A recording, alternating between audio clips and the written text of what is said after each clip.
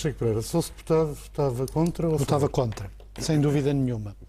E tenho, aliás, muito sérias objeções a este tratado e lamento que, mais uma vez, vamos aprovar um tratado europeu sem referendo, apesar dos compromissos anteriores. Neste caso, até quase sem discussão, imposto. Há uma espécie de dictate no sentido de que Portugal aprove este tratado, e este tratado é suicidário para um país como Portugal. Eu já fiz uma comparação que, aliás, vou repetir porque acho que ajuda muito bem a explicar o que é que nós estamos a assinar de cruz. Quer dizer, nem toda a gente está a assinar de cruz, mas os portugueses, no geral, estão a assinar de cruz. Que é a comparação com os condenados à morte na China. Os condenados à morte na China, que são executados com uma bala na nuca, a família tem que pagar a bala. E o que nós estamos a fazer é pagar a bala.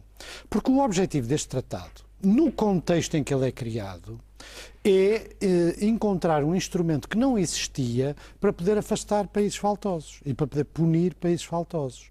Na verdade, este tratado destina-se a dar, no enquadramento institucional da União Europeia, um instrumento que a Alemanha sempre pretendeu para poder punir países como a Grécia e Portugal. E como os objetivos inscritos no tratado são pura e simplesmente incumpríveis por países como Portugal, porque ninguém discute isso, ninguém discute se nós conseguimos chegar nos prazos previstos ao 0,5% do déficit estrutural, ou seja, a diferença entre a receita e a despesa, se conseguimos baixar a nossa dívida praticamente para metade. Quer dizer, como isto só pode ser conseguido através de uma recessão brutal, de uma estagnação de muitos anos, de uma condenação de Portugal a uma espécie de indigência económica durante o período de 10, 20, 30 anos, se este tratado for aplicado, o que eu duvido que seja, porque como aos tratados anteriores com estes números, eles foram violados em primeiro lugar pelos países mais fortes. Quando os países mais fortes os violam, nunca acontece nada.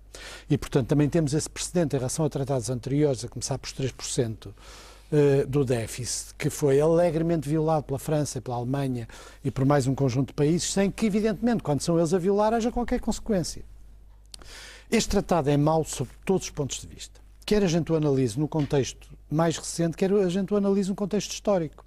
Eu não fico nada impressionado com a retórica à volta deste tratado, porque lembro-me ainda muito bem da retórica à volta do Tratado de Lisboa. E convém lembrar essa retórica. O Tratado de Lisboa foi aprovado com a maior das retóricas. Ia mudar a Europa. Ia fazer o upgrade político que a Europa precisava. Ia mudar, como do dia para a noite, o funcionamento das instituições europeias. Chegou a primeira crise e o Tratado de Lisboa está no caixote de lixo dos tratados, como aliás está o Tratado de Nice, como estão outros tratados anteriores. Pura e simplesmente, a tentativa sistemática de fazer upgrades políticos da Europa sem corresponder à vontade da maioria das pessoas e sem corresponder à vontade dos Estados e do Governo de boa fé, porque na verdade é preciso que os países que os assinam não tenham reserva mental em relação à sua assinatura, e todos, ou quase todos, têm.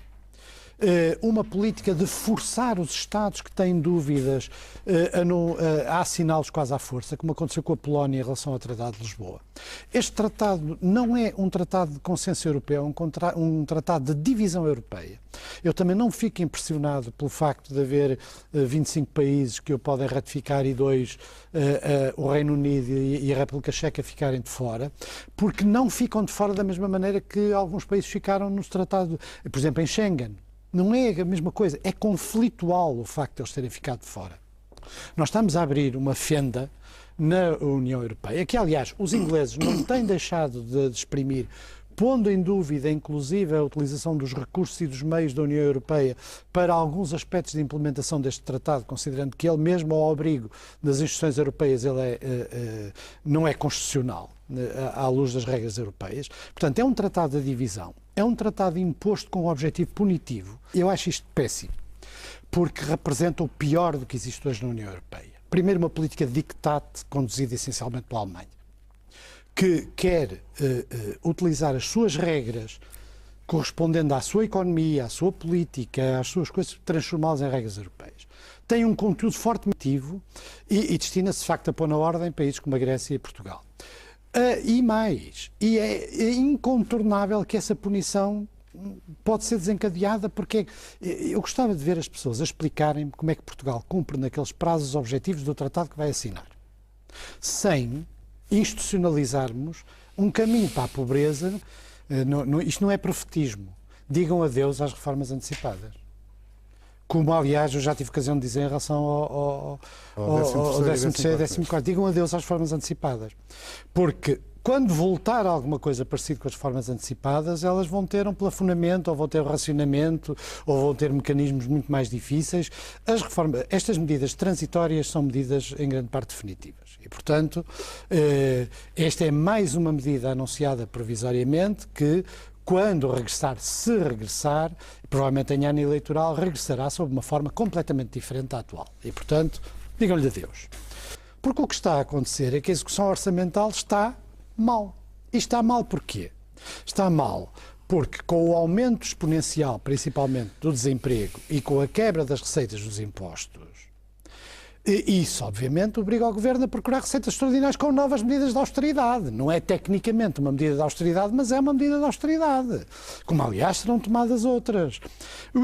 Então, o que é que acontece? É, de facto, este mecanismo em circular, que é: os impostos não podem ser aumentados sob pena de cada vez se receber menos em impostos. A economia paralela tem tido um crescimento muito significativo e aquela que não é paralela também é vítima da circunstância de haver maior desemprego, menores rendimentos e, portanto, tudo está a baixar. Porque o que está a acontecer em Portugal, eu tenho dito isto muitas vezes aqui no programa, está-se a assistir a uma enorme concentração de poder político e económico nas elites em Portugal. Por exemplo, isso não tem nada a ver com o déficit, nem tem nada a ver com a dívida. Está-se a assistir a um aumento muito significativo da exclusão. Está-se a destruir o único setor da sociedade portuguesa que podia ser fundamental para um crescimento económico, que é a classe média. E todas estas coisas não derivam diretamente do déficit da dívida, derivam de decisões políticas que são tomadas agora, em muitos casos, com um conteúdo ideológico claro.